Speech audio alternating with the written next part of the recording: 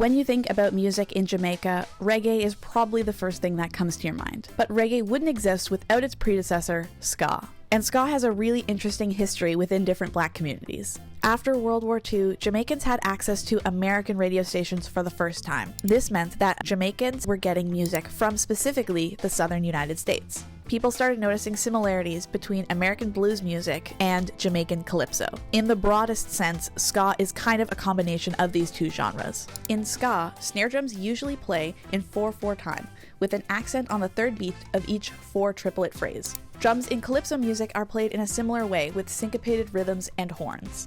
So when you repeat these syncopated bars and add horns on the offbeat, you get ska. Ska music is generally upbeat and a bit faster than reggae. But don't let this fool you, ska is a highly political genre. Ska punk dominated the 70s and 80s, especially in working class communities. For a lot of Jamaicans, ska was a way to express yourself. People used ska as a way to talk about colonization within the Caribbean. They used tongue-in-cheek lyrics and an upbeat rhythm to make sure this was still socially acceptable. Even though ska and ska punk are not nearly as popular as they once were, they still have an important part in Black history. I hope you learned something new today, and thank you once again for joining me for another edition of Fun Fact Fridays.